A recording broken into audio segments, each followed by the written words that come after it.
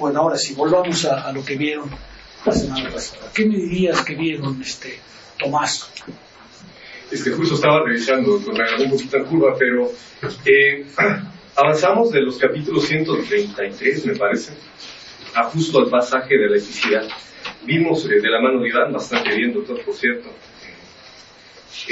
justo ese pasaje entre el sujeto, justo cuando el sujeto se vuelve un agente moral, y la relación que ejerce justamente, digamos, la totalidad, ¿no? o este corpus ético al que el sujeto debe volverse, debe actualizarse constantemente, ¿no? Una de las cosas que nos interesaba era justamente, y que discutimos en clase, era justamente el cómo las sociedades se van actualizando, ¿no? Con respecto de esta función ética, digamos, ¿no? Y uno de los problemas que surgían, doctor, a propósito de ella, y que le había preguntado Iván, y que parece que la respuesta no nos quedó, al menos a mí no me quedó del todo clara, era qué se hace cuando este movimiento global de la humanidad, espiritual de la humanidad, cuando va avanzando y se va quedando ciertos pueblos o pequeñas naciones aisladas. Y yo ponía el ejemplo en clase de la ablación, del que usted nos ha dado cuenta alguna vez. ¿Qué pasa, doctor, cuando estos pueblos se van quedando como en un aspecto, digamos, violento o más primitivo del derecho? ¿Los demás pueblos tienen la obligación o el derecho de intervenir? O sea, era lo que yo le preguntaba a Iván, porque yo estaba viendo un documental hace unos días acerca de Corea del Norte y viven en condiciones terribles, ¿no? Y una de las... de los entrevistados, que era además un dignatario de la ONU, decía que estos países ya no podemos permitir que sigan así, ¿no? Sin embargo, siempre está la amenaza nuclear de Corea del Norte, ¿no? Y la necesidad del pueblo mismo que quiere romper ya con el régimen al que pertenece, ¿no? Entonces yo preguntaba a Iván y parece que no llegamos como a ninguna conclusión, pero ¿qué se hace con estos pueblos, doctor? Que parecieran haberse quedado atrás de la base espiritual. Era como un poco la idea con lo que yo más me quedé de estas semanas. Ahorita tratamos de responder mientras avanzamos un poco en lo más que vieron. Eso de pronto, doctor, déjame revisar mis apuntes y avanzo un poquito. Eric, ¿vieron el propósito, la intención? Es decir, ¿vieron lo que se llama la teoría de la acción? ¿Qué retuvieron de esa teoría de la acción? ¿Y por qué aparece la teoría de la acción en este momento en Hegel? Sí, ahí yo quisiera detenerme, pero pues antes de decir, ahora que estuve en cama también lesionado. ¿También estuviste en cama? Cuando lo de mi talón, ya. Consulté la lógica, yo no la había pues visto con cuidado. Y vi no la dependencia, pero sí cómo la filosofía del derecho, al formar parte de todo el sistema, pues tiene ahí un vínculo fuerte con la parte de la lógica, y se entiende esta sección que nos había dicho de la dialéctica, que ahí la define Hegel en la filosofía del derecho, que es cuando parece que encontramos el límite, se supera ese límite, ¿no? Entiendo también esa parte de la circularidad, de cómo parece que llegamos a un punto alto y luego muestra su insuficiencia y otra vez volvemos a empezar, ¿no? Pero ya regresando ahora sí, esta parte de la filosofía de la acción se me hacía importante porque parece que habíamos concluido con la insuficiencia del contrato, ¿no? El contrato no alcanzaba a vincular a todas las voluntades y se tenía que resolver. Entonces es cuando surge el nuevo horizonte, que es la moralidad. Entonces en esa moralidad se me hace una parte nuclear de la filosofía del derecho, porque nos dice Hegel, ahí ya es la voluntad como concepto, ahí ya está existente, ahí ya vamos a hablar de la acción que tiene la voluntad, y justamente esa voluntad, que es subjetividad y es la formalidad, va a romper esa formalidad y va a salir como acción. Esa acción viene determinada por el propósito, por la finalidad, pero se me hacía interesante el siguiente movimiento, cuando dices que ahora no solamente tienes que conocer tu finalidad, ahora también debes de conocer las reacciones que tiene esa finalidad. Es decir, nuestras acciones no son como acciones controladas de la ciencia, no es un laboratorio donde decimos, pues tu acción y tienes... No, o sea, Hegel dice, una vez que tú lanzas la piedra, ya está en las manos del diablo, ¿no? Entonces, estamos expuestos incluso a la mala suerte, tienes cierto derecho sobre nosotros la mala suerte. Y Hegel dice, bueno, cuando tú ya sabes de tu intención, cuando ya sabes además, cuando sabes y quieres lo que viene a continuación, entonces es la realización de la subjetividad, ¿no? Pero otro concepto que viene ahí, el derecho de la objetividad. Claro, ¿No? Que el derecho de la objetividad nos dice, ahora esa acción que se realiza ya va a ser juzgada por las demás voluntades. Ya no solo te compete a ti, ¿no? Sin embargo, queda todavía el problema de estar en la esfera de la moralidad que depende enteramente del individuo. Todavía está la objetividad allá y la subjetividad de este lado, ¿no? Y dice que eso lo vamos a restaurar hasta la siguiente esfera, ¿no? Eso sería. Rodrigo. Bueno, a mí lo que, y que también relaciono con esa parte, es la parte de la crítica a la filosofía kantiana y su moralidad, ¿no? La crítica hacia Kant que demanda Hegel es que el deber ser se queda como un tipo de concepto externo cual dirige o fundamenta como una cierta estrella polar, ¿no? O sea, como algo que siempre está ahí, pero nunca se va a alcanzar. ¿Pero por qué? Porque le hace falta contenido. Hace falta que lo dotemos de esta característica que Hegel demanda justamente por el mismo movimiento categorial, ¿no? Entonces, justamente como ya lo comentaba Eric, ¿no? Este mismo movimiento y esta acción que parte de la voluntad abstracta del sujeto se va dotando de contenido y va dotando de contenido al bien a partir del bienestar, ¿no? El bienestar como primer punto, que es la realización que tiene todo sujeto en cuanto existente, porque ya lo veíamos incluso con usted, ¿no? O sea, el ser humano por naturaleza es negador, pero mientras niega, transforma. Entonces, justamente lo que dice Hegel, ¿no? O sea, la acción del ser humano en la Tierra, lo que hace, al mismo tiempo que está negando al mundo y a su exterioridad, lo está transformando, lo está dotando de contenido, en el sentido de que lo trata o lo que busca es hacerlo una realidad efectiva, ¿no? Entonces, en este sentido, me parece muy, bueno, digo, yo no he leído detenidamente a Kant como para afirmar eso, pero me parece bastante acertada, ¿no? En el sentido de que Hegel reconoce el papel fundamental no solo del particular en esta acción del movimiento categorial, sino que también está dotando de un contenido legítimo y que otorga una humanidad al ser humano, ¿no? En el sentido de que no le está pidiendo que actúe como si fuese un dios o si fuese algo sacado ya no sé dónde, ¿no? Sino en el sentido que la noción o el sentido de bien se va dotando de contenido a partir del mismo particular que se va enfrentando al mundo, ¿no? Esto tomando en cuenta la relación cultural, o bueno, más bien los estadios distintos por donde va pasando el sujeto, ¿no? Ya no lo comentaba Iván, esta parte del estadio de la familia, sociedad civil, Estado, etcétera. Pues justamente lo que nos representa o nos demanda en la lectura hegeliana es que el sujeto todo el tiempo está en un movimiento, todo el tiempo está en tránsito, y en este tránsito es que se conforma no solo como individuo civil, sino que también dota de un contenido legítimo al Estado y las leyes que fundamentan ese Estado. Yo creo que es lo que me quedaría de estas sesiones. A ver, permítame detenerme en el tema de la responsabilidad, porque normalmente es un tema que recurrente, digamos, cuando se examina a Hegel. Yo diría que el problema de la responsabilidad tiene varios niveles, la responsabilidad no es solamente una atribución, es varios niveles. ¿En qué medida un sujeto es responsable de sus actos morales? Lo primero es que hay que recordar que Hegel distingue entre hecho y acto, ¿cierto? Solo le es atribuido al sujeto sus actos, es decir, aquello en lo que está presente, ¿es verdad? No en todo está presente. Como ser humano en el mundo, produce inevitablemente cambios, produce inevitablemente transformaciones. Pero solo puede en un primer momento atribuírsele responsabilidad a lo que es su acto, es decir, en lo que él se encuentra.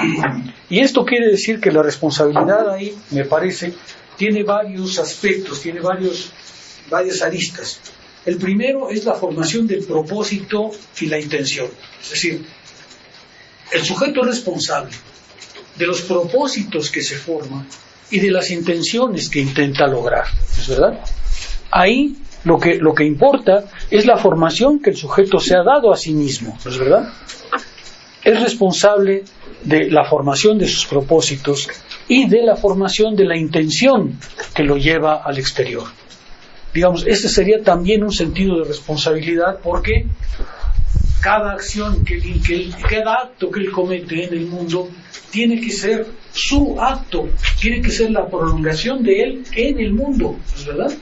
Y en ese sentido, responsabilidad quiere decir justamente ese vínculo, aquello que él se ha formado interiormente como propósito y como intención, y que va a intentar llevar al mundo como acto.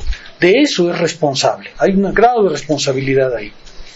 Digamos, ya tenemos por lo menos dos niveles. El primero es, tiene que el sujeto encontrarse en el acto. No le puede ser responsabilizado, dice Hegel, aquello que no es su intención. Como seres humanos, nosotros cometemos un montón de tropelías, ¿no es cierto? Yo no sé si ahora que vine el camino para acá, ponché algo, lastimé a alguien, ¿no es cierto? Les cuento una anécdota para que vean lo que quiero decir. Hace años yo iba manejando, llevaba a mi familia a Acapulco y tenía una camioneta, que se recuerdan, una Blazer, que tenía unos tapones agarrados con unas cuñas, ¿no es cierto? Entonces yo iba manejando, llego a una caseta. Ustedes recordarán que cuando llega uno a una caseta de pago hay unos topes así como no es un solo tope, ¿no? Sino es una como persiana en la que uno pasa, ¿no? Entonces paso la persiana, pago la caseta y me sigo, y varios kilómetros adelante me llega un patrullero y me detiene muy excitado y me dice: es que es usted responsable de no sé qué. A ver, tiene que volver porque lastimó a una persona muy seriamente.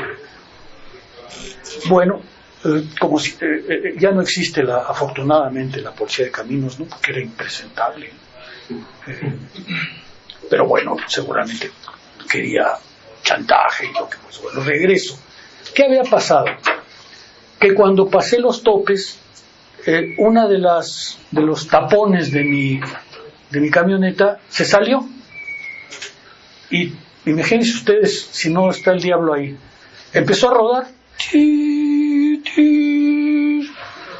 encontró a una señora que estaba hasta por allá, y como el tapón llevaba unas cuñas con las que se agarraba, le rasgó la pierna.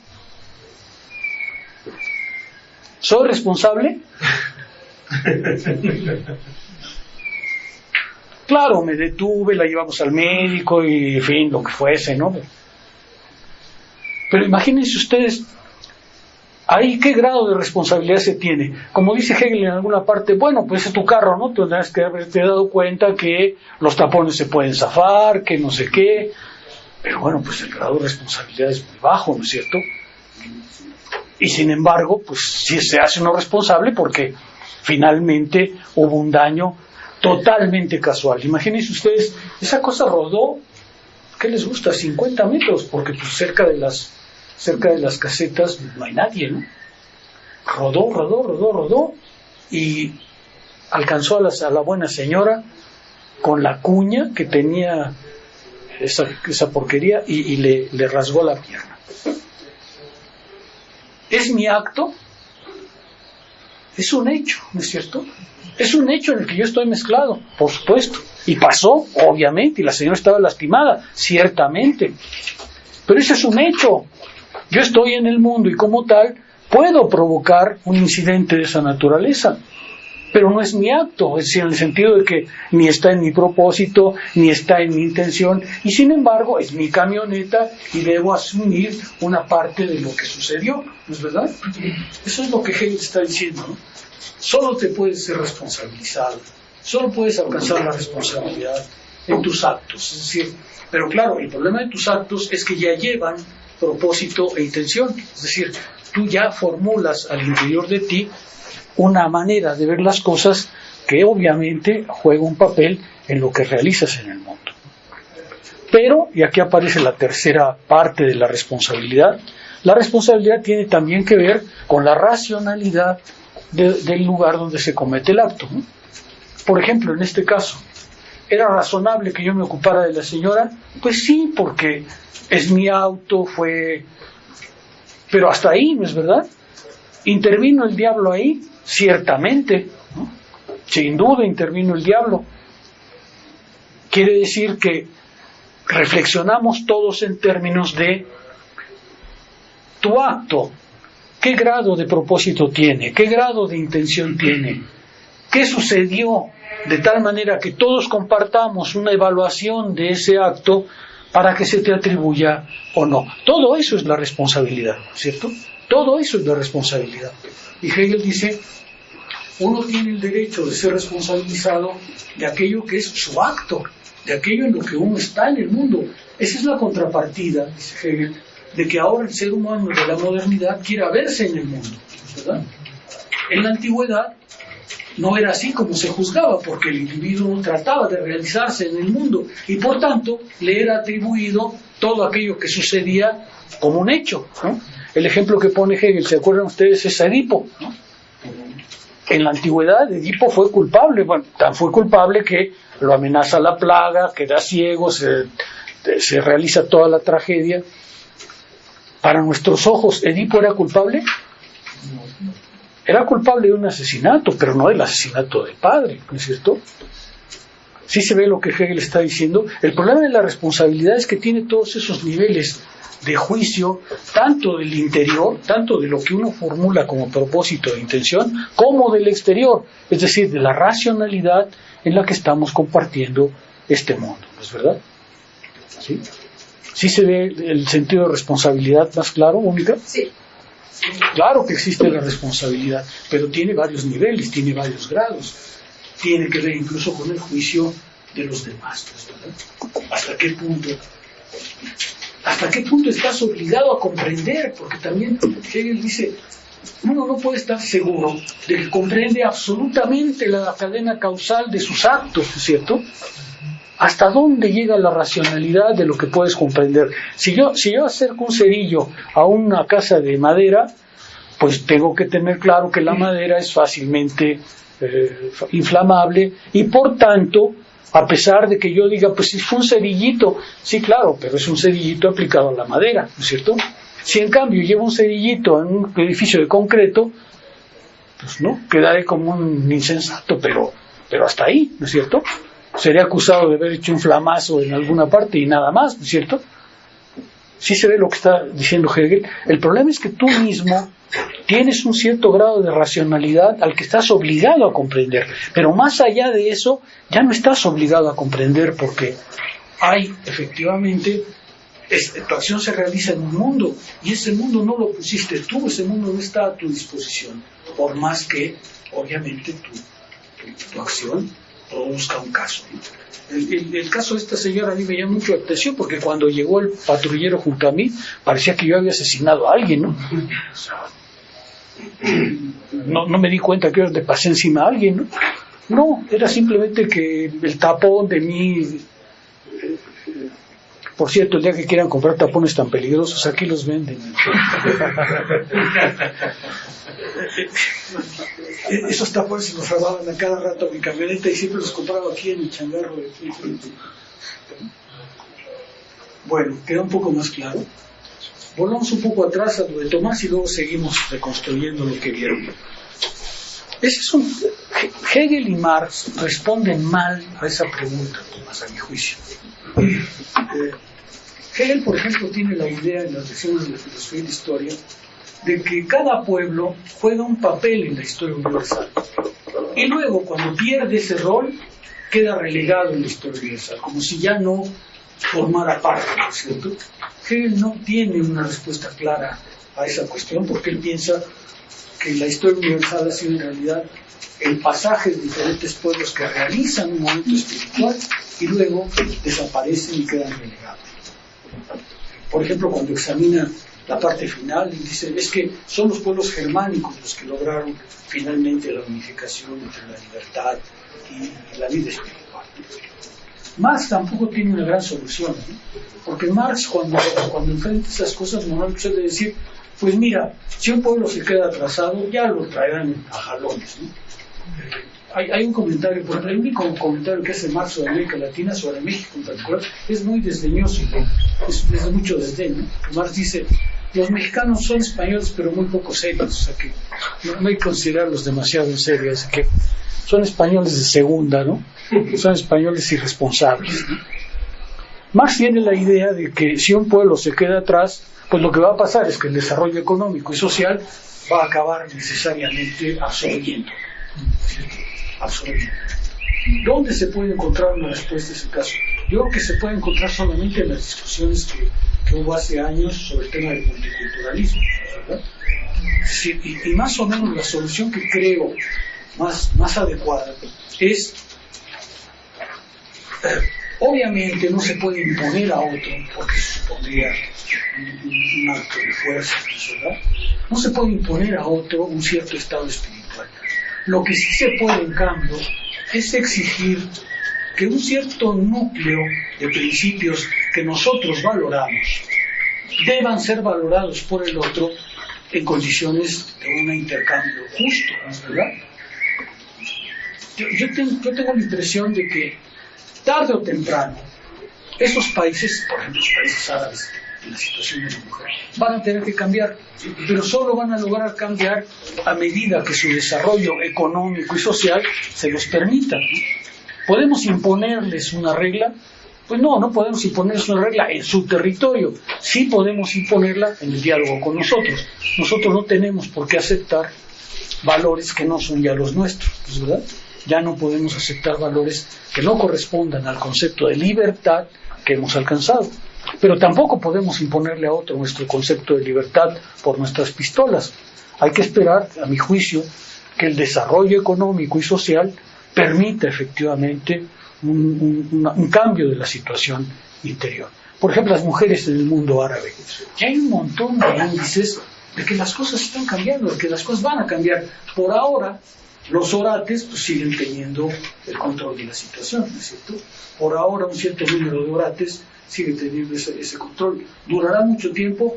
Yo pienso que no.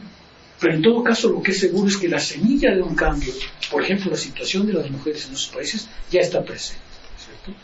Sus luchas todavía no logran vencer, sus luchas todavía no logran imponerse, pero necesariamente, a medida que el país alcance un cierto grado de desarrollo económico, político, social, las cosas tendrán que cambiar tarde o temprano. Esa sería un poco la manera en que yo creo que se puede enfrentar la situación. Algunos en el mundo del multiculturalismo decían, mire, ellos le llaman algo así como un núcleo. Hay un núcleo de valores, dicen ellos, el núcleo fuerte de valores democráticos que tenemos, de valores morales y éticos que tenemos, que no es negociable. Ya nosotros no podemos renunciar a un cierto núcleo de valores morales, políticos, sociales que ya están entre nosotros. Esos son intocables, esos ya no pueden entrar en diálogo con formas anteriores, ¿sí? Pero todo lo demás sí es necesariamente objeto de un diálogo, ¿verdad? Objeto de un diálogo que tiene que darse pues, porque la situación es la que es. Si nosotros no podemos imponerlo por la fuerza, pues entonces lo que hay que hacer es tratar de impulsar aquellos movimientos que lograrán tarde o temprano el cambio. Yo creo con Marx que tarde o temprano la humanidad se va a igualar. ¿Por qué? Pues porque las presiones son ya de un orden, ahora sí, total, no de un orden global. Y los que quedan retrasados en ese camino, pues tarde o temprano tendrán que transformarse, a mi juicio. ¿Sí queda un poquito más clara la respuesta? Yo creo que no comparto mucho esos puntos de vista, pero sí creo que hay un núcleo de valores morales, políticos, sociales, que ya para nosotros es irrenunciable. Ya no hay manera de dialogar a propósito de eso, ¿no es cierto? Ya no podemos aceptar ninguna otra forma anterior a esta. Pero es verdad que tampoco tenemos los medios de imponérselos a otro, ¿no?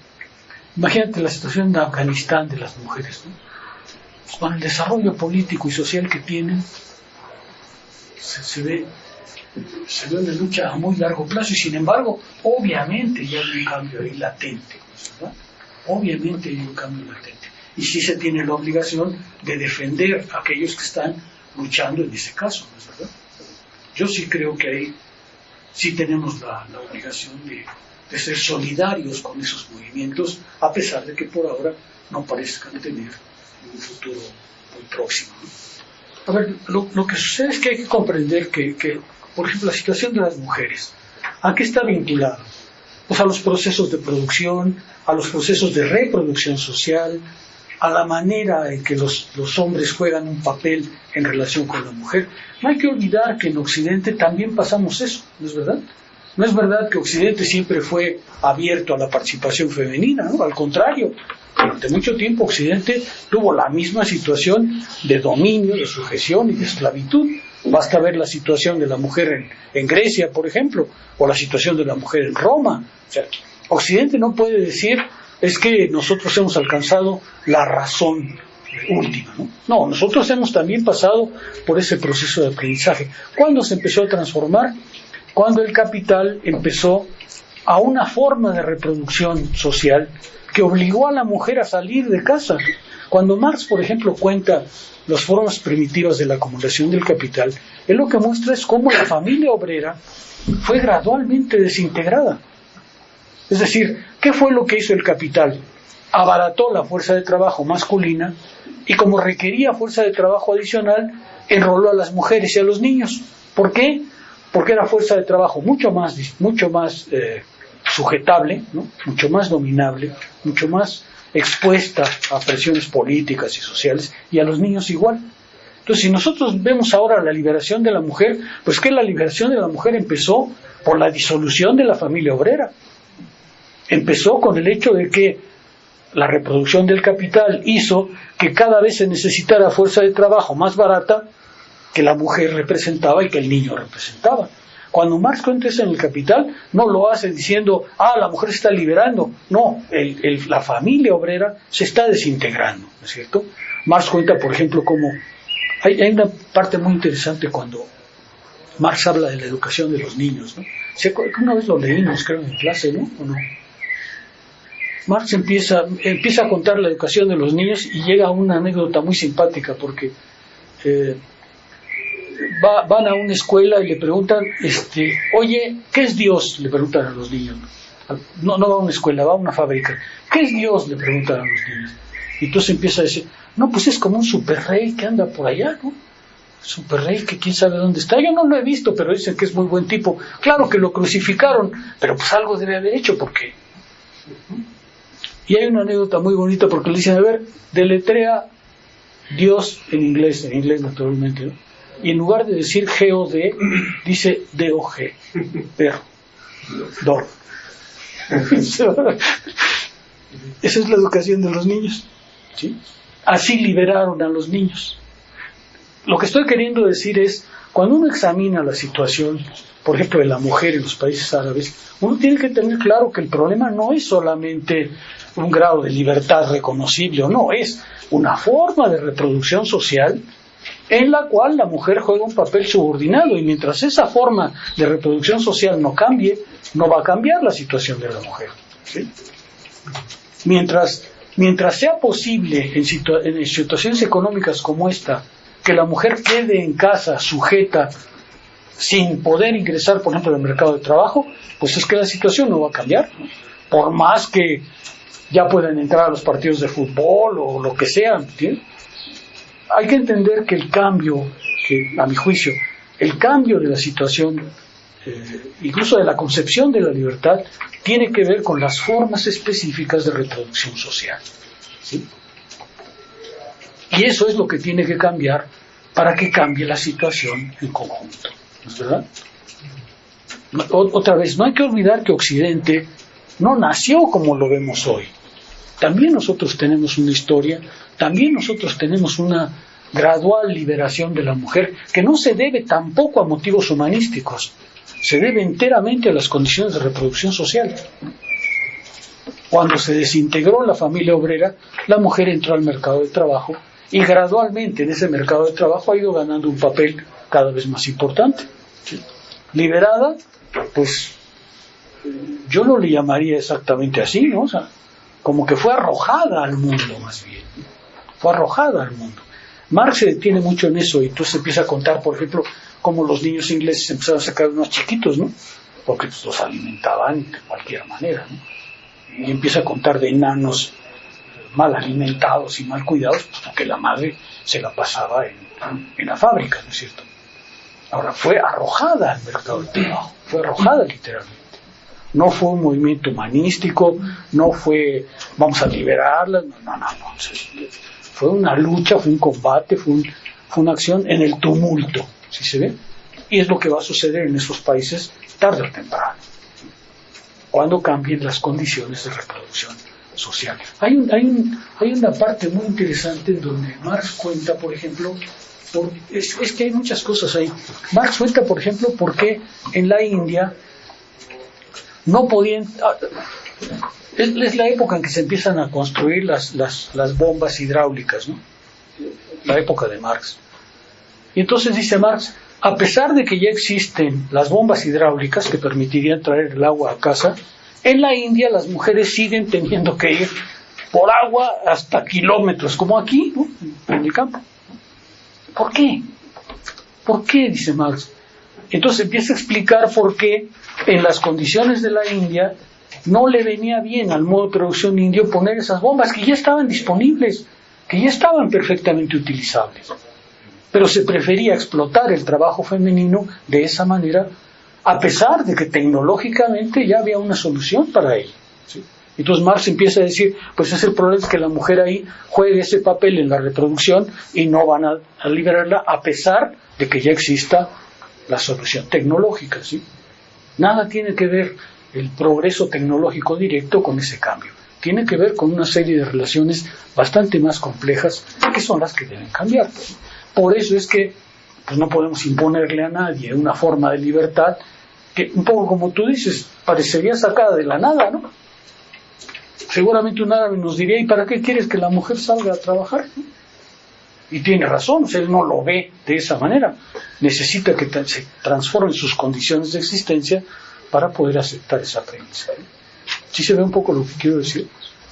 Porque esa situación es extremadamente compleja. Y no solamente eso, sino que en cierto modo se podría decir que somos responsables de esa situación, ¿no?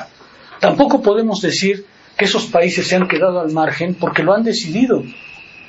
Más bien el capital ha decidido dónde se desarrolla y dónde no, ¿no es cierto? ¿Somos responsables en cierto grado? Claro que sí. ¿Por qué? Pues porque el capital ha decidido que hay zonas marginales que deben seguir siendo marginales, ¿no?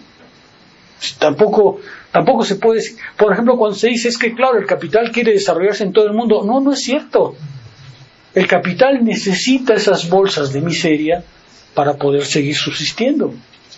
Cuando Marx discute, por ejemplo, eso, ahora recuerdo mejor el caso, dice, es que claro, en ese país se prefiere que las mujeres lleven el agua por kilómetros, a pesar de que tienen mulas, ¿no? O sea, ¿qué es lo que pasa? Que el capital requiere también esas bolsas de retraso económico y social como una forma particular de la acumulación. No es verdad que el capital quiera un progreso global y generalizado, eso no es cierto. E incluso en cada país, cuando se examina cada país, lo que vemos es, por ejemplo, nuestro capitalismo. Requiere de esos cinturones de miseria que hay en el sur del país, sí los requiere. ¿Por qué? Porque le provee de fuerza de trabajo barata, porque son extremadamente dependientes de una cierta forma de consumo. O sea, el capital tampoco es un desarrollo global, requiere esas zonas de marginación, requiere esas zonas necesariamente puestas en la miseria y no las va a cambiar. Así que no hay que tomar el problema desde el punto de vista meramente moral o político, es un problema mucho más complicado que tiene que ver con las formas de reproducción global, ¿no es verdad? Ni nuestro país puede decir que carece de esos lugares en donde las mujeres son compradas y vendidas, sentadas en condiciones de esclavitud. Pues tenemos que darnos cuenta de que solamente una transformación global de las condiciones de existencia permitirá ese movimiento que no debe ser limitado a un problema moral o político, ideal, ¿no? ¿Sí? ¿Sí queda claro? Casi salta un perro, aquí ya lo vieron. Se asomó. Fue un niño, ¿no? ¿Eh? Había un niño afuera. Pues no sé, había un perro ahí que saltó para acá. Sí, vi que alguien asomó la cara. ¿Sí queda un poco más claro? Yo diría que esas son las condiciones. Ni Hegel ni Marx tienen una solución a la vista, ¿no? Marx, por ejemplo, no, de ese se le acusa, ¿no? Porque Marx parece decir, pues mira, el que se quede atrás lo van a jalar. Sí lo van a jalar, pero hay que darse cuenta que no van a jalar a todos. Algunos los van a dejar estrictamente ahí. Por ejemplo, la situación en África. Ese es un caso muy interesante porque ¿por qué África no avanza? Pues porque Occidente sigue siendo un gran consumidor de materia prima africana y le viene bien un tipo de gobierno que sea autoritario, violento, no democrático, ¿sí? El capital prefiere tratar con unos pocos negros corruptos que con un país democrático que le puede pedir otras cosas, ¿no? A veces uno se sorprende mucho. Bueno, se los cuento igual, ¿no? Algunos de mis mejores amigos en Francia han trabajado mucho en África, ¿no? Incluso la persona, Patrick, que murió hace años, trabajó muchos años en África, porque la idea de los franceses es llevarle a los africanos educación y no sé qué. Pero, pues en realidad lo que se da cuenta es que no quieren cambiar la situación africana, no la quieren cambiar. Es decir, prefieren formas de gobierno no democráticas, incluso enteramente autoritarias, enteramente violentas, porque les es mucho más fácil la dominación política de esa manera, ¿no?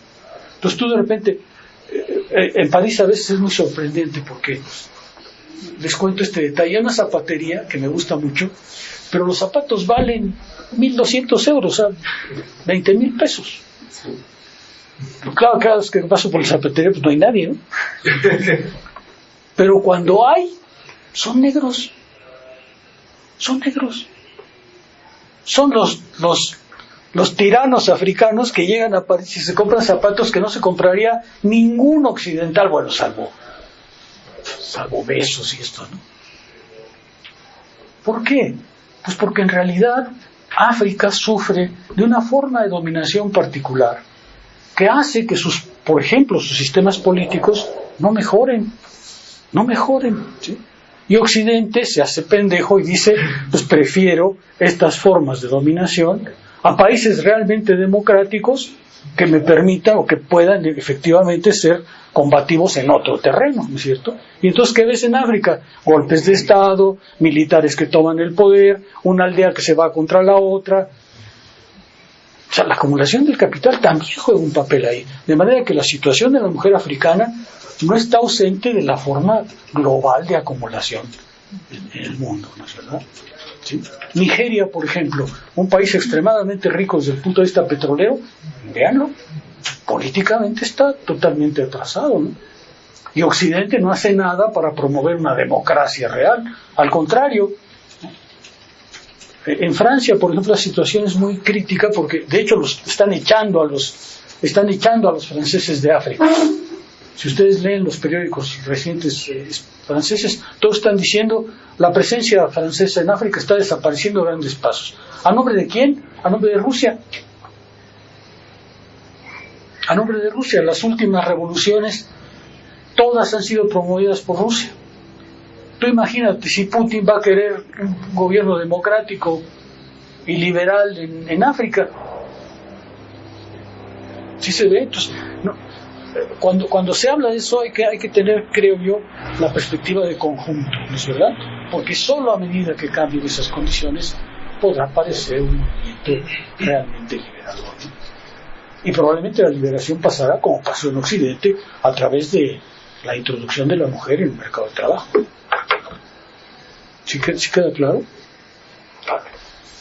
Occidente no puede presentarse a sí mismo como, digamos, moralmente defendiendo valores racionales, ¿no? Cuando en realidad eso es muy equívoco. Eso es muy equívoco. ¿Sí queda claro? Bueno, ¿qué más vieron? Cuéntenme. Recuérdame tu nombre porque 3 semanas me bastaron para olvidar. Lisette. Bueno, vimos varias cosas, pero lo que a mí más me llamó la atención o con lo que más me quedé es con la parte del castigo, que fue incluso parte de la introducción de Iván, porque él nos explicaba que Hegel distingue entre la justicia punitiva y la justicia vengativa. Entonces él nos decía que el castigo no tiene la finalidad de ser un ejemplo para prevenir que otras personas incurran en el delito, y que no tiene tampoco la finalidad de corregir al delincuente, y que por eso Hegel toma la figura del delincuente como una figura especial en la sociedad, porque el delincuente, pues si bien ya cometió el delito, pues a través de su acción lo que se hace es reafirmar el derecho. No es que de alguna manera pues se tenga que corregir y que debamos dejarlo afuera de la sociedad o que lo veamos como un ser que está defectuoso, porque no hay nada que el castigo pueda reparar en él, sino que simplemente es la reafirmación del derecho. Y en este caso también nos platicaba un poco Iván sobre esta parte de que, bueno, yo lo hilo así, con lo que él cerró, que es el derecho de emergencia, y esta parte de que no podemos pensar que el ser humano actúa por accidente. O sea, si bien usted nos dio ya un ejemplo y lo esclareció sobre lo que es un hecho, lo que es un acto o lo que es la acción, no podemos decir que actuamos sin saber. O sea, que matas a alguien pues, sin saber. Y él nos ponía incluso un ejemplo de las personas que tienen padecimientos mentales o que toman medicinas y que de alguna manera, pues para él no queda muy claro qué es lo que ocurre con estas personas en cuanto a la comisión de un delito. Pero a mí me llama la atención justamente porque usted ya me había hecho un comentario en algún evento académico sobre la distinción entre los seres humanos y los animales, y Hegel lo retoma, que no podemos incluso pensar que el ser humano puede adoptar las leyes pensando que es como pues sí, como esta parte de un comando en el que le truenas los dedos y ya las obedece o las desobedece. Entonces, también explicaba Iván que justamente el ser humano, o en el ser humano ya está interiorizado pues el bien, o una idea del bien y la idea del mal, que entonces todo el tiempo tenemos esa posibilidad de actuar mal. Y esto a mí me llama la atención porque usted nos mencionaba que de alguna manera, para Hegel hay ciertos principios o ciertos elementos en los cuales ya se encuentra su negación. Entonces en el bien encontramos también su negación, que es el mal y que está interiorizada ya en el ser humano, pero no se entiende como en Kant, que es como una facultad precargada. Entonces no es como que nazca uno con una idea del bien y una idea del mal y que debamos elegir sobremanera el bien. Entonces eso es algo que también nos explicaba Iván, hacía siempre constantemente un intercambio de ideas entre Hegel y Kant, lo cual a mí me funcionó muy bien para entender un poco más las ideas de Hegel, porque pues a lo mejor mi lectura de Kant tampoco es tan acertada, pero sí es un poco más consciente y es algo que me resultó como más entendible. Y en este sentido también me quedé yo pensando un poco con estas ideas de la justicia punitiva y la justicia vengativa, pues con lo que posteriormente o quizá ya es más contemporáneo, que es el sentimiento de injusticia, porque justamente Hegel explica que el castigo evitaría pues una ida al infinito sobre la venganza, pero tampoco creo que no garantizaría que los demás seres humanos no se quedaran con esta parte de lo que llamo yo el coraje entripado, coloquialmente, pero para Hegel no es tan importante, porque finalmente lo que pone Hegel por encima es el reconocimiento de la ley. Y nos explicaba Iván que entonces al reafirmarse el derecho se reafirma esta relación del reconocimiento. Entonces creo que aquí para Hegel la salida es más importante el reconocimiento que tu sentimiento de coraje o tu sentimiento de injusticia, porque también hay una parte que menciona Hegel, ¿no? Pues las penas que se imponen a una persona que comete un delito son variables, pero esto no quiere decir que haya una mayor reparación o que sean equivalentes al daño. Pues Iván nos explicaba, ¿no?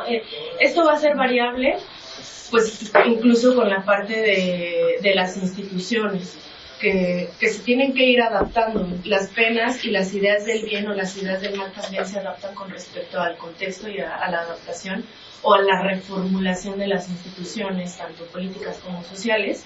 Y por eso empezó el debate sobre las sociedades y cómo se reformulan. Entonces, nos explicaba esta parte de que incluso para Hegel no es tan importante la equivalencia, sino este movimiento de doble negación que reafirme al derecho y restaure la relación de un doble reconocimiento. Y que por eso también es importante esta parte de la interiorización de las leyes y cómo el ser humano se identifica como dentro del derecho y no como algo que le viene de fuera. Y sí, ese aspecto es crucial en Hegel. Hegel rechaza en la teoría de la pena la idea de una retribución, ¿no? Le parece que eso es imposible. No hay, dice Hegel en alguna parte, sí, claro, se puede hacer un equivalente en términos de valor, ¿no? En términos de valor estrictamente, pero esa equivalencia no tiene nada que ver con el fundamento del castigo. A Hegel lo que le interesa es cómo fundamentar el castigar a alguien. La pregunta que Hegel se hace es, ¿cómo hacemos para castigar a un ser humano? A un ser humano, porque cualquiera que sea el delincuente nunca deja de ser humano. ¿Cómo castigamos a un ser humano? ¿Lo castigamos ejemplarizándolo? No, porque dice Hegel, eso es como tratarlo como un perro, ¿no? Lo tratamos para mostrarle a los demás cómo no deben comportarse. No, porque lo estás tomando como un medio y no como un fin. Entonces Hegel lo que piensa es que lo que realmente debe perseguirse en la teoría del castigo es el restablecimiento, por un lado, de la ley que fue quebrantada, y por otro lado, del delincuente que tiene que darse cuenta, y esa es la reconciliación que Hegel llamaba destino, de la reconciliación que el delincuente tiene que hacer respecto a sí mismo y su vínculo con la ley. Eso es lo que para Hegel justifica el hacer sufrir un ser humano. Porque hay una parte en donde dice, ¿qué vamos a hacer? ¿Hacer sufrir al delincuente porque hizo sufrir a otro? Pues lo único que hemos hecho es aumentar el sufrimiento, ¿no? No hemos corregido el sufrimiento primero, pero agregamos el sufrimiento segundo. Entonces, ¿qué es lo que hay que hacer? Dice él, fundamentalmente, plantearse el problema de cómo castigar a un ser humano exactamente igual que nosotros. Y su respuesta es en la libertad, ¿no? En el mal uso que hizo de su libertad. Ese es el fundamento del castigo para Hegel, ¿no? El ser humano no es ejemplo de nada, no hay que amenazarlo, no hay que convertirlo en el hazmerreír de los demás. Eso a Hegel le parece que no es digno del ser humano. Y por eso llega a esa conclusión sorprendente de que el delincuente exige ser castigado, ¿no? Cuando uno lee eso en la filosofía del derecho, dice, bueno, yo no veo que el Chapo esté exigiendo que lo castiguen. Y Hegel dice, tiene derecho a ser castigado. Tiene derecho a ser castigado. ¿Por qué? Porque la violencia que él hizo, no la hizo contra tal o cual, la hizo contra el derecho, la hizo contra aquello que asegura la vida en común. Ese es el verdadero terreno que ha sido lastimado. Y eso es lo que se vuelca contra él, dice Hegel. Incluso llega a decir Hegel, eso es lo que se vuelca contra el criminal. Aun si los seres humanos no llegaron a castigarlo, dice Hegel, el espíritu se vuelca contra el criminal porque el verdadero lastimado es ese horizonte común de convivencia, ¿no es verdad? Y él se va a volcar contra el criminal. Pero no se va a volcar como una justicia para aplastarlo, sino como una justicia para absorberlo, ¿no es verdad? Y esa es la teoría de la pena en Hegel, ¿cierto? ¿Cómo castigar a un ser humano? No para hacerlo sufrir, sino para encontrar como blanco el horizonte de lo que realmente ha dañado. Y lo que realmente ha dañado es la libertad común. ¿Se acuerdan que Hegel dice, es que el delito es nulo? El delito, el crimen, por muy feo que sea, lógicamente es nulo. ¿Por qué es nulo? Uno, porque depende del bien para ser. O sea, no tiene una existencia propia, depende del otro para existir. Y segundo, es nulo porque exige su autoeliminación. En el movimiento global de la vida, el crimen exige su anulación. ¿Por qué? Porque es lo negativo, lo meramente negativo. Y lo meramente negativo exige justamente su eliminación. Por eso es nulo. Claro, cuando uno lee la filosofía del derecho, el crimen es nulo, dice, ¿cómo nulo si hay unos crímenes monstruosos, ¿no es cierto? Sí, pero lógicamente, dice Hegel, es meramente ser negativo. Y lo negativo exige ser cancelado. Y será cancelado. Por los seres humanos o por la vida, pero será cancelado. Hegel cree firmemente que es esa negatividad que es el crimen, porque el crimen es pura negatividad, se nulifica a sí mismo. Y solo se nulifica, según Hegel, cuando la libertad, es decir, el horizonte común de libertades, se vuelca contra él. Por eso dice Hegel que hay que tener una justicia imparcial, porque lo que el juez tiene que hacer es restablecer el equilibrio de la libertad, el equilibrio del derecho, y no entrar en la venganza. No entrar en efectivamente el movimiento de una venganza que no terminaría nunca. ¿Sí se ve la perspectiva de Hegel?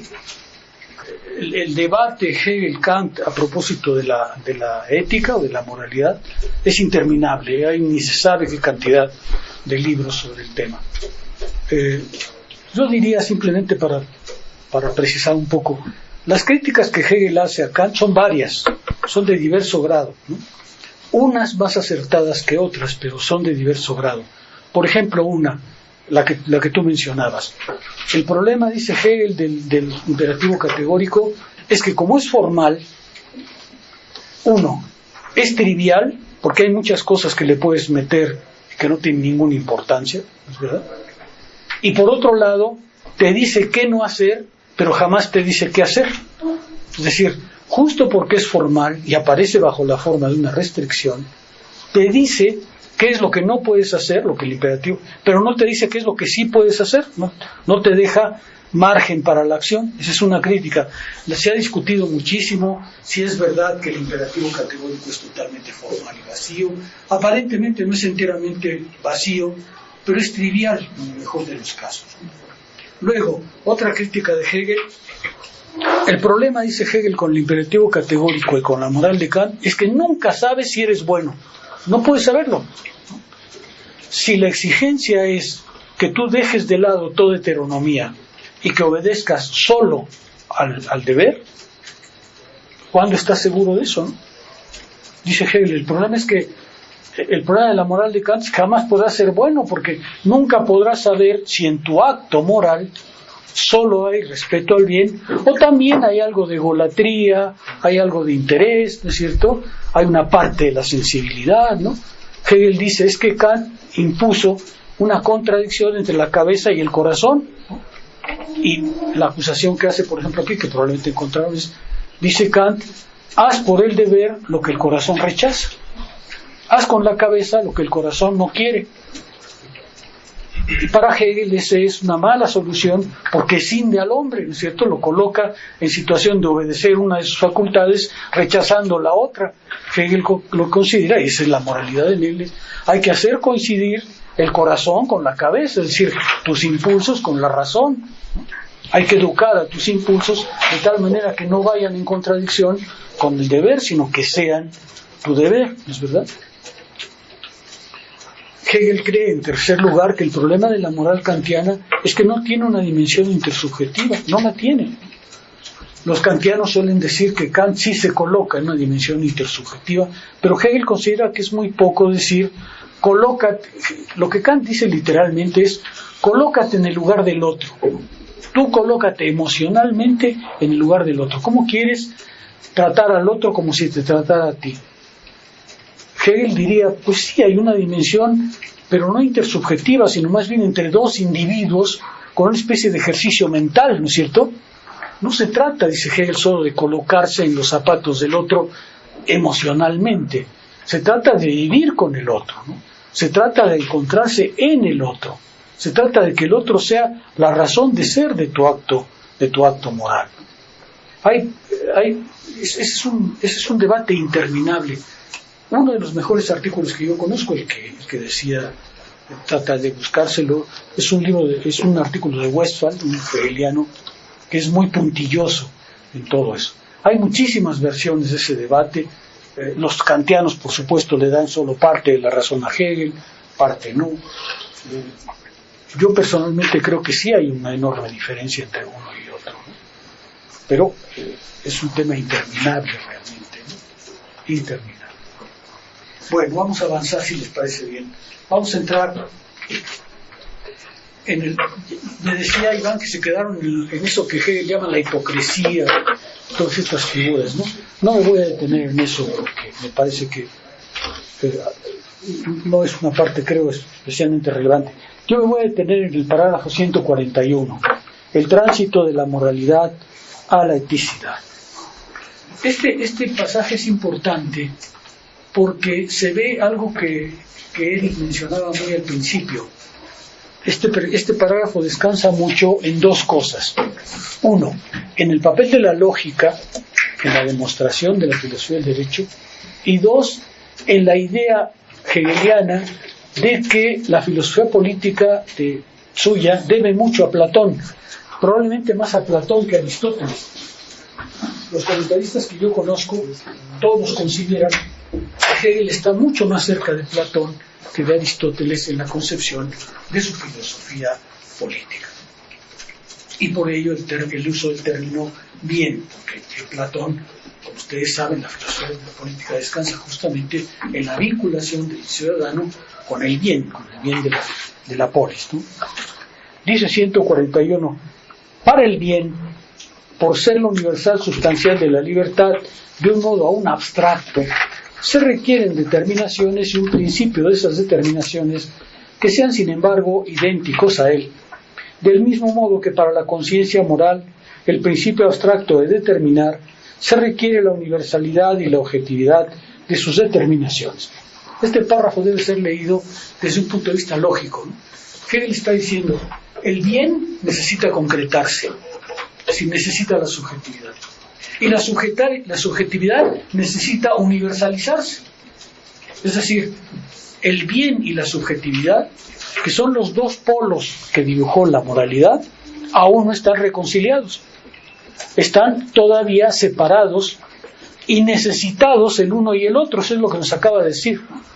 Necesitados el uno y el otro, porque si el bien no se determina, pues nunca se manifiesta, nunca pasa a la finitud. Y si la conciencia no se universaliza, pues tampoco se determina, porque no logra salir de sí.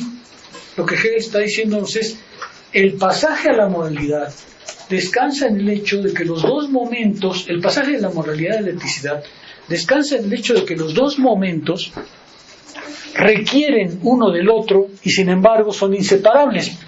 Son inseparables porque no puede haber bien sin la subjetividad. Y no puede haber una subjetividad moral sin una idea del bien. Y sin embargo, aún son diferentes. ¿Me explico? Hegel está diciendo, hay dos cosas ahí. Primero, están todavía separados y sin embargo no pueden vivir uno sin el otro. Y como no pueden vivir el uno sin el otro, pues se van a casar. Y esa es exactamente la eticidad.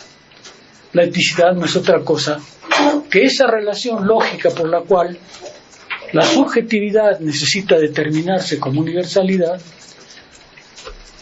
y al mismo tiempo el bien necesita materializarse, necesita objetivarse, necesita realizarse. Eso es lo que nos acaba de decir ahí. Ambos, separados, son abstractos, pero se requieren. Y justo porque se requieren, una unidad que involucre a ambos es indispensable lógicamente. Así es como Hegel justifica el pasaje de la moralidad a la eticidad. Los dos momentos de la moralidad, el bien por un lado y la conciencia activa y subjetiva por otro lado, son, si se les separa, abstractos. Y sin embargo, se requieren uno al otro. Y esa unidad entre el requerirse y sin embargo todavía ser diferentes exige la aparición de algo que los concilie, ahora sí en el sentido fuerte del término, y esa es la eticidad. La eticidad va a ser justamente la conciliación de esos dos momentos que ya están presentes, pero que sin embargo todavía aparecen separados y abstractos. ¿Sí se ve lo que estoy intentando decir? Lo que Hegel nos está diciendo, este es un tránsito lógico. Lógico porque los dos momentos que hemos detectado son a la vez abstractos si se les separa, y sin embargo inseparables porque no pueden ser uno sin el otro. Esa relación doble entre la imposibilidad de ser separados y la necesidad que uno tiene del otro hace que tengamos que postular una entidad de un orden lógico superior, y esa es justamente la Sittlichkeit. ¿Sí se ve? Por eso dice Hegel inmediatamente, ambos elevados de este modo a la totalidad, es decir, ambos elevados a la totalidad, porque acabamos de mostrar que no pueden vivir uno sin el otro, y que sin embargo todavía separados aparecen como abstractos. Por eso los tenemos que elevar justamente a una forma superior, que es eso. Ambos elevados de este modo a la totalidad devienen lo carente de determinación que debe ser determinado. Es decir, ahora se convierten en momentos de una relación mayor. Ahora se han convertido en momentos, es decir, en instancias de una unidad mayor que va a ser justamente la eticidad, que ahora va a determinar en el movimiento global a uno y al otro. ¿Sí? La subjetividad, la acción libre, la voluntad libre que acabamos de descubrir en la acción, tiene que universalizarse, necesita determinarse, y esa determinación solo la encuentra en lo universal. Pero al mismo tiempo, el bien, es decir, esa forma final de la racionalidad humana, necesita presentarse, necesita determinarse en el otro. Cuando esa relación se establece, entonces tenemos que pasar a un nivel superior, donde van ahora esos dos momentos a ser determinados uno por el otro. El uno requiere al otro para ser lo que es, el otro requiere al uno para ser lo que es, y los dos no pueden ser sin esa relación. Por eso es que la moralidad debe pasar a eticidad. ¿Sí se ve lo que está intentando decir Hegel? Es una demostración enteramente lógica, enteramente lógica. Está diciendo, ¿por qué tenemos que plantear la existencia de la Sittlichkeit? Porque si no establecemos la presencia de la eticidad, los dos momentos que hemos alcanzado, el de la subjetividad por una parte y el del bien por el otro, quedan separados y abstractos. Solo adquirirán consistencia, contenido, determinación en el movimiento que los involucra a ambos, a uno por el otro y al otro por el uno. ¿Sí se ve? A ver, déjenme decirlo de manera un poco más lógica para que... Hegel siempre que habla de esa unidad, de esa superación, lo que está diciendo es, imaginemos que son dos momentos. El momento A requiere al momento B para ser, porque sin el momento B no puede ser. Entonces hay un movimiento lógico que hace que A, para ser, vaya a B. Pero no puede quedarse en B, tiene que regresar a sí mismo. Tiene que hacer el pasaje por el otro y la vuelta hacia sí. Eso le sucede a A, pero a B le sucede exactamente lo mismo. Como necesita al otro, y sin embargo es un otro, tiene que ir a él, pero no se puede quedar en el otro, tiene que volver así. Y esa vuelta hacia sí hace que él sea él y su otro. Para A es él y su otro, y B también es él y su otro. Los dos son el otro del otro. Los dos forman una unidad, porque siendo el otro del otro como de su otro, no tienen sentido y determinación, sino a través del movimiento que los constituye a ambos. ¿Sí se ve? ¿Queda un poco más claro? ¿Estoy logrando ser claro en este punto? El movimiento lógico para Hegel, es decir, ambos autónomos no son lo que deben ser. Solo alcanzan su verdadero ser a través del pasaje por el otro y la vuelta hacia sí. La subjetividad necesita el bien, porque sin el bien no sabe cómo actuar, ya lo hemos visto. Necesita el bien para poder decidir de su acción. Solamente que cuando va el bien no puede quedarse solo en el bien, tiene que hacer que ese bien se convierta en él, tiene que hacer el pasaje de retorno. El bien, por su parte, existe como racionalidad común, pero necesita materializarse, necesita determinarse, y para ello necesita la subjetividad. El bien necesita subjetivarse, necesita manifestarse en un individuo, pero esa manifestación no se queda ahí, tiene que, para ser bien, volver hacia sí, subsumiendo al otro. Ese movimiento de subsunción del otro en la relación global es exactamente la contradicción, es exactamente la unificación. ¿Sí? Así es como funciona lógicamente la unificación. Por eso es que la Sittlichkeit viene a subsumir los dos momentos anteriores. Subsumir quiere decir no que se pierden, sino que ahora funcionan como momentos de otra totalidad, como momentos de una unidad mayor. ¿Sí se ve? Vean ustedes, la lógica está completamente puesta aquí. No se podría comprender este pasaje sino que Hegel considera que es el movimiento lógico de las categorías. ¿Preguntas? ¿Queda claro? ¿Sí logra ser claro? Pero la integración de ambas totalidades relativas en la absoluta identidad ya está realizada en sí, puesto que la subjetividad de la pura certeza de sí misma, que desaparece por sí en su vanidad, es idéntica con la universalidad abstracta del bien. La identidad concreta del bien y la voluntad subjetiva, su verdad, es la eticidad. Hegel dice, esta integración ya es en sí, pero todavía no es para sí. Ya es en sí, porque ya vimos que uno y otro se requieren, pero no se han desplegado, no se han manifestado. Esa relación que ya está puesta, porque ya está puesta, tiene que desplegarse. Y su despliegue es justamente la eticidad. Las dos cosas están unidas. Están unidas porque una no es si la otra no es.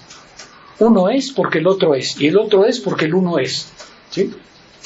Pero esa unidad que todavía está en sí, no ha sufrido el despliegue. Y ese despliegue es justamente la eticidad. Es decir, ya está en sí como forma, pero todavía no adquiere su contenido, su despliegue. Y ese despliegue son las formas de la eticidad. ¿Sí? La familia, por ejemplo, es una forma de esa relación. El individuo y el bien están en la familia, solamente que están todavía unificados sin decisión, sin separación. Somos miembros de una familia y ahí encontramos el bien, nuestra realización personal, ¿no es cierto? Bueno, las que no son disfuncionales. Las familias funcionales unifican la subjetividad con la totalidad, pero la unifican bajo la forma del amor. Es decir, no hay decisión. ¿Sí me explico? No hay todavía diferencia. Está la unidad, pero falta la diferencia. Esa diferencia aparecerá con la sociedad civil. Cuando el individuo se separa de su familia, entra en un régimen distinto.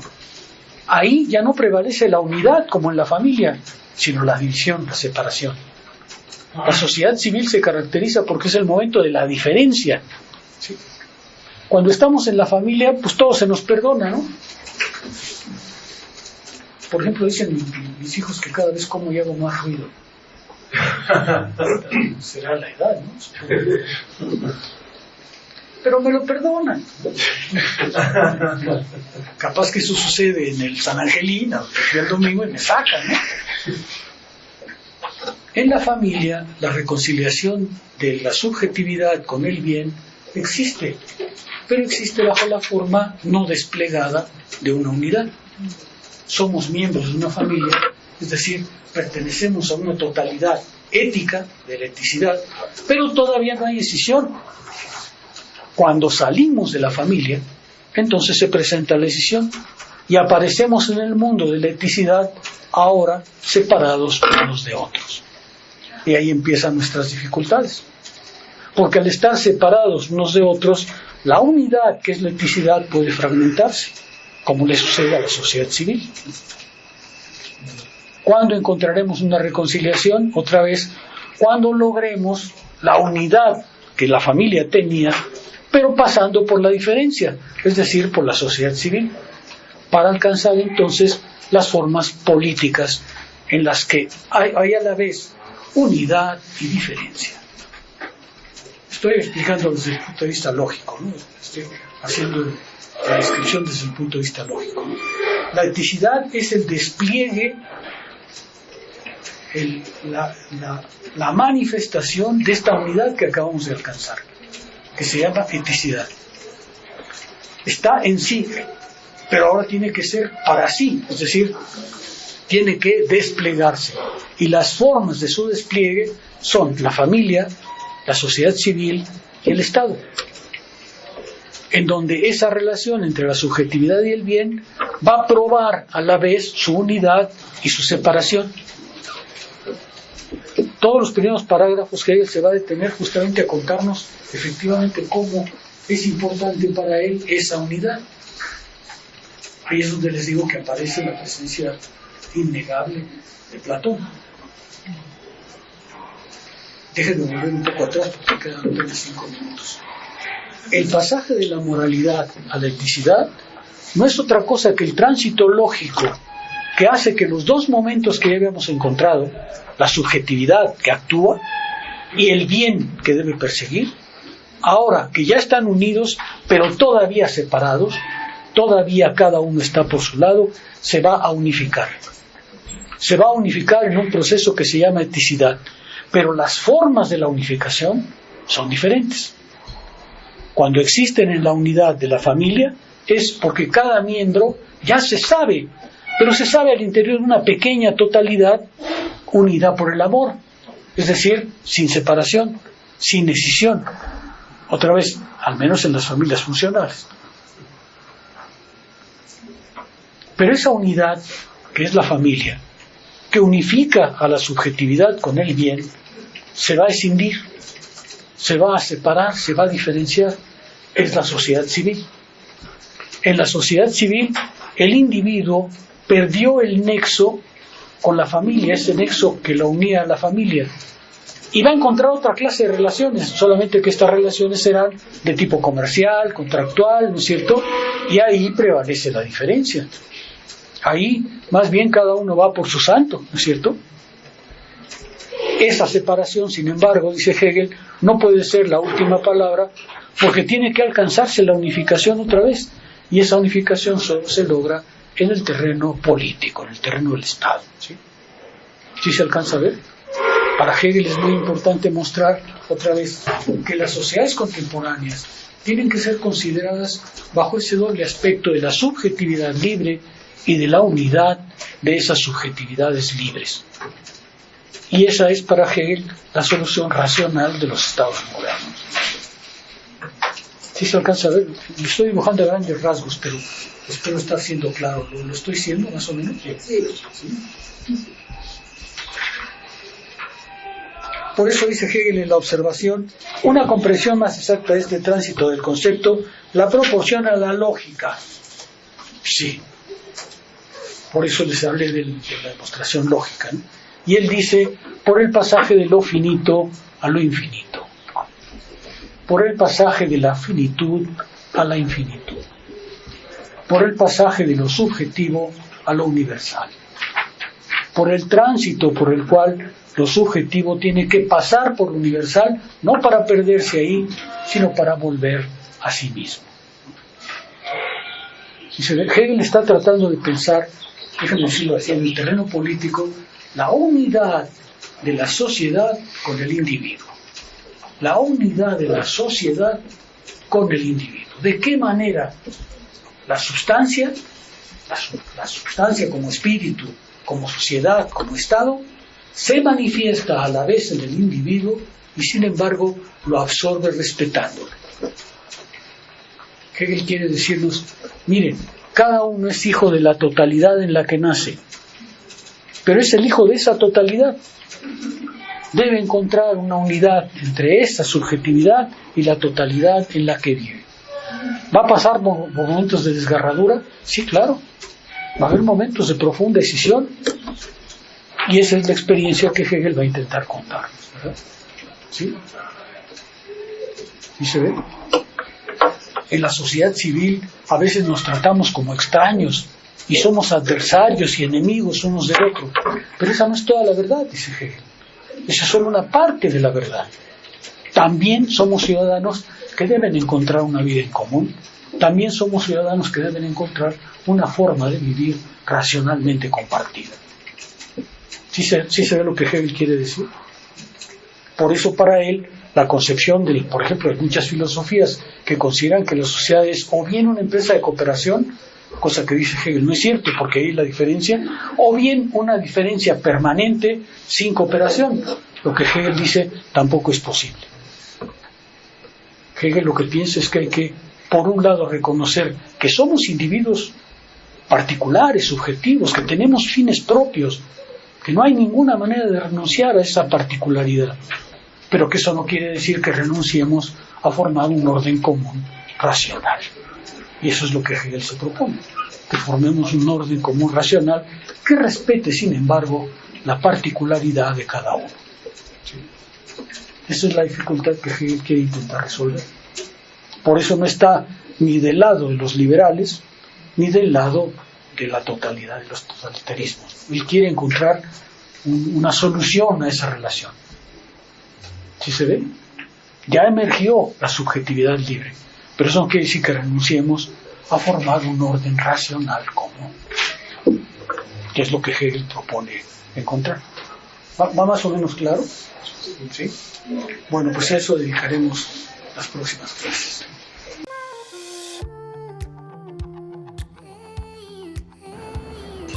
Escape to the genuine Mayan culture at Tulum, Mexico. Casa Bix Abil was inspired by ancient Mayans' way of life, originated in the 12th century. The name Bixabil means, how is your path in life? Those are the words used by Mayans people to say, today in modern culture, hello. The meaning of our place, it's invite you to reflect your path in life by experiencing the unique Mayan stay. Live in a Bix Abil community, feel at home. Our place offers you the opportunity to connect to other people by Mayans experience. Perfect to families and friends for travel. Kids welcome and friends groups until 6 persons by room.